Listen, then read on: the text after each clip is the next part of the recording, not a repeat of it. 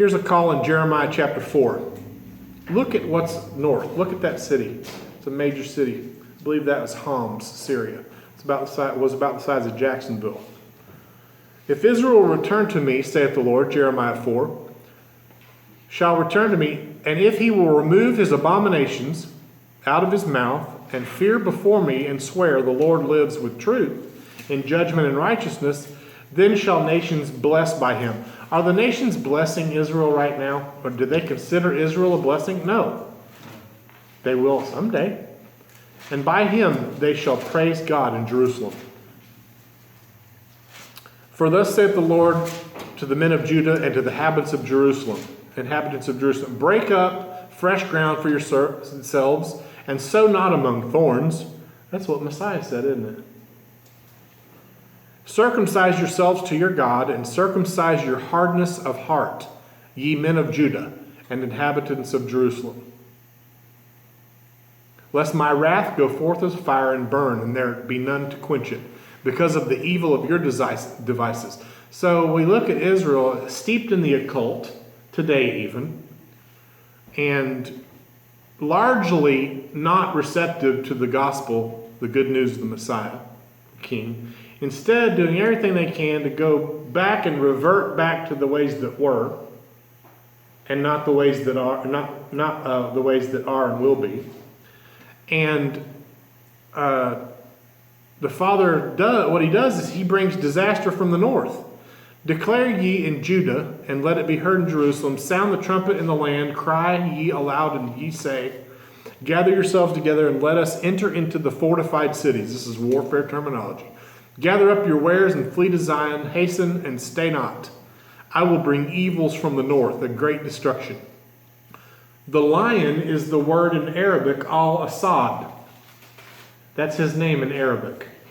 The destroyer of the nations is gone up from his lair. He has roused himself to the destruction of the nations, and has gone forth out of his place to make thy land desolate, and the cities destroyed so as to be without an inhabitant. How many of you guys have seen the headlines with Iran, which supports Syria to the north, and Hezbollah to the north, threatening to lay waste Haifa, Tel Aviv, and Jerusalem? That's thy cities. The cities in which Israel trusts. You know, we trust in our cities too. It's a strength by numbers thing. It's a curse. Who was the first city builder? Say it again. My word, how about that? From the same place. Same stock. It's good stuff. So the word Zaphon in Hebrew is the word of north. Bradley, do a little bit of etymology for us here, if you recall. I'll have it on a slide. We'll probably mention it again. The word in Hebrew for north has an origin that precedes it. And it's going to be, put it right down to the brass tacks for you. Go ahead. Well, the word Zaphon in Hebrew, it comes from Ugaritic. Ugaritic was the closest language to biblical Hebrew. It's based in Syria. And they had a mountain called, it was actually the home of Baal in the Canaanite religion. He was home to Mount Zaphon. I have some pictures, you'll see it in a minute. It's the modern day mountain of Jebel al-Akra. It's on the Syrian-Turkish border.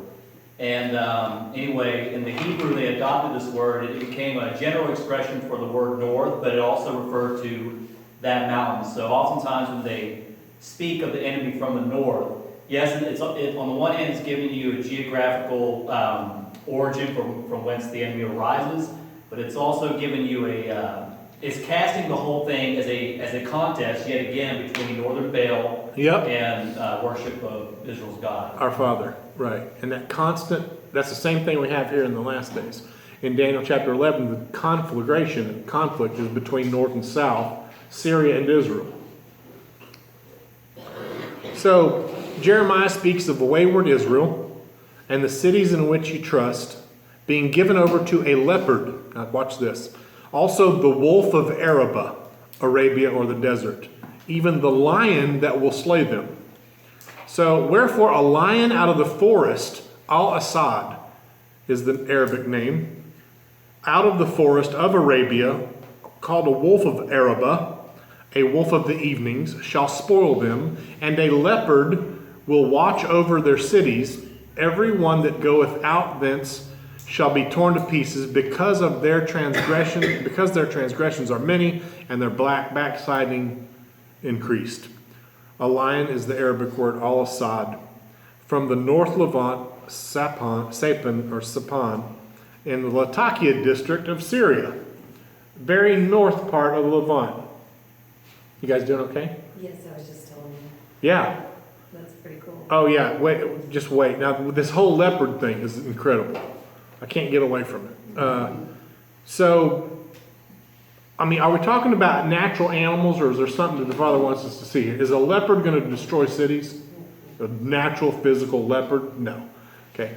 That's because Daniel's dream visions, and Enoch before him, Enoch describes the nations around about at the time that the sheep come forth, Israel, Jacob rather, who's changed his name to Israel. He describes them as predatory animals, as lions and leopards and boars and unclean, predatory, aggressive animals, and wolves. And here we have Jeremiah doing the same thing, Daniel does the same thing, and John does the same thing, describing these kingdoms as natural predatory animals that are tough on Israel, that the Father allows to be used to chastise Israel. So right there, the general that was just assassinated, on the left is General Soleimani. Everybody got up into a dither. He answers to the higher-ups, and the higher-ups are the one given the prominent seat here. The lion, Al-Assad, or from the Arabia to the north, in the middle, that's in Tehran, and then of course you see the Ayatollah Ali Khomeini there. One of numerous meetings. We're going to talk about this leopard in a little bit here. So Daniel sees these beasts. How many of you are familiar with Daniel's visions? Daniel in Daniel chapter 7. We're not going to go over them in depth tonight, but the first was like a lion, the second like a bear, and the third like a leopard. Those are the three kingdoms that would rise to power: the lion, the bear, and the leopard, Babylon, Media, and Persia. Also described by Daniel, Jeremiah, Isaiah as kingdoms that would arise and then fall. And what John sees in the time of the end, John sees, well, Daniel first was told by the angel these four beasts are four kingdoms, as you can see there in the middle. What John describes is a conglomerate beast, which combines all of the attributes of the three that Daniel prophesied about. The leopard, Persia, the bear, Media, on over here. Look at this map here to the right. Media over toward Iraq more. And then, of course, Syria to the north. The lion, Babylon, to the north, which Daniel clearly and emphatically states in Daniel chapter 11. And Jeremiah stated, bringing disaster from the north. That's this Shia Islam. This the common denominator here calling the shots in Iran, Iraq, Syria, and Lebanon, and dominating your news. Now, I've been sharing this since 1996 about Syria and Assad. He rose to power 4 years after I said he would. But I'm not the only one, as we're going to see, that said that. Other people, contemporaries in modern history, have said that, and in ancient history, outside of even the canon, too. So, take a look at this ancient, the central regions of Persia, Media, and Syria here, and then look over to the left and you see it's Shia Islam. There are two main sects of Islam, Shia and Sunni. Shia follow Ali. Ali was Muhammad's cousin, and the descendants of Ali are, the followers of Ali are the Shia sect. So, just real simply wanted you to understand that.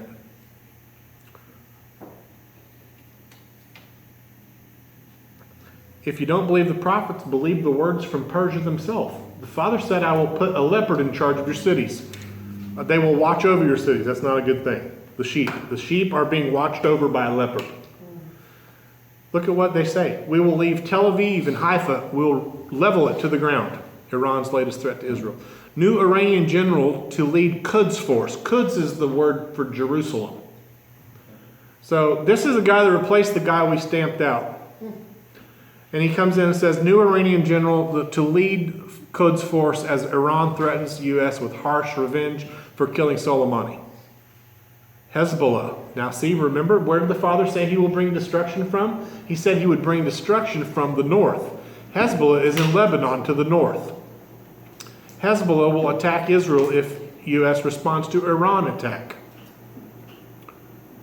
Here we see over on this side, Iran official says Israeli cities can be revenge targets. There we have the Leopard, Persia, the third kingdom from Daniel's time, Babylon, Media, Persia, watching over Israeli cities. Iranians chant death to Israel and threaten to attack Tel Aviv to avenge Soleimani's death. And then finally here at the bottom, Iran's threat to destroy Tel Aviv. That's the Tel Aviv, Jerusalem, and Haifa are the three largest cities in Israel. So quite literally here we have the Leopard, Persia, the third kingdom from Daniel's time, watching over the cities. Bradley, any comments? I can see Yeah, you I was chomping just a going to bit. add, because you've alluded to Enoch a few times, and the animals. There's a passage, I should have got it, but there's a passage in Enoch where they're speaking clearly at the end of days, and they refer to the Parthians, which is become like an intertestamental term for Persia. They talk about the Parthians springing against Israel as a lion. Wow. So all of this testimony having natural ramifications and coming to fruition even as we speak. Here's Al-Assad's word. Since its very inception, Israel has been a threat. You can't make peace with this, but what Israel's going to do is tuck up underneath it for security. Refuge in lies when they're brought to their knees. And the Father uses Assyria as a rod of chastisement, an instrument to chastise wayward Israel. Done it in the past and doing it now.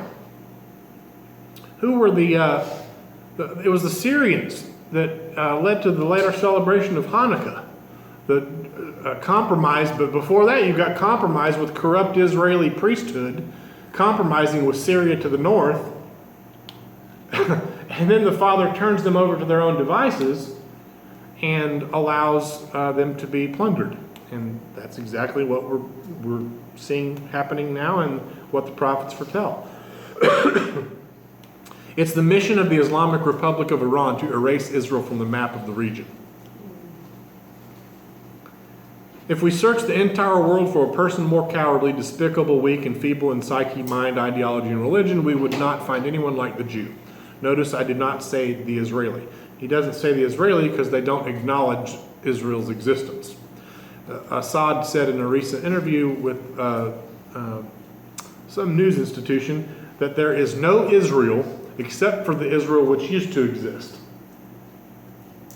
Okay, guys, Israel has never not been since he created it.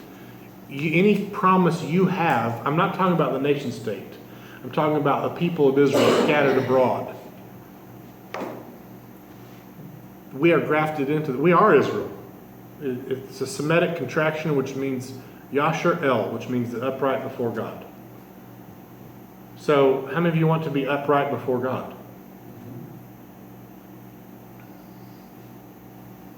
The etymology of the later Hebrew word north, this is what Bradley was talking about, stems from North Canaan, Mount Sapon, and North Levant, Jebel Akra in Syria.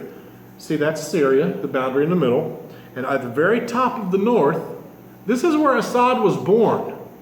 So when it says, I'll bring a lion from the north, it's not only telling you the north and where the word north comes from, but where he comes from. The lion, the destroyer of the nations.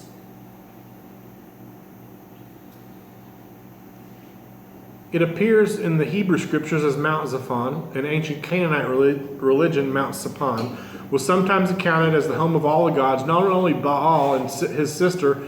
As Mount Zaphon, it appears in that role in the Hebrew scripture book of Isaiah, along with the Mount of Congregation. From its importance and its position at the north end of Canaan, which is the North Levant, it became a metonym, and then the word for the direction north in the Hebrew language. Any proper understanding of north is also squarely connected to this northern barbarous region, which is what the word Magog means, as we're going to see. Look at that, barbarous, complete and total pulverized. It's completely and totally pulverized. Isaiah 14 says the king of Babylon, that Assyrian, the Assyrian, remember the one that Micah said comes first before the Son of Man? It says he destroys his own land first. In Isaiah chapter 14, down about verse 16 and through 18. He destroys his own land and people first, and then he goes forth from his thicket is what Jeremiah says in Jeremiah chapter, was it 4 or 5? 4. He goes forth, he leaves his thicket, the lion, and he pounces on Israel to lay her land cities desolate, it says. What do you suppose is going to happen with all the allies converging against one another, east and west? As north and south are converging, he has gathered already all the kings of the east who will eventually march down the dry bed of the Euphrates River, hashtag Euphrates prophecy, which it runs through Syria. Bradley, you remember that report where Assad's talking about working on the Beltway with China? Yeah, A roadway. Negotiations with China. He's in negotiations with China now to make the Patrick's confirming. You've seen Rich saw it in the back, so multiple witnesses see this.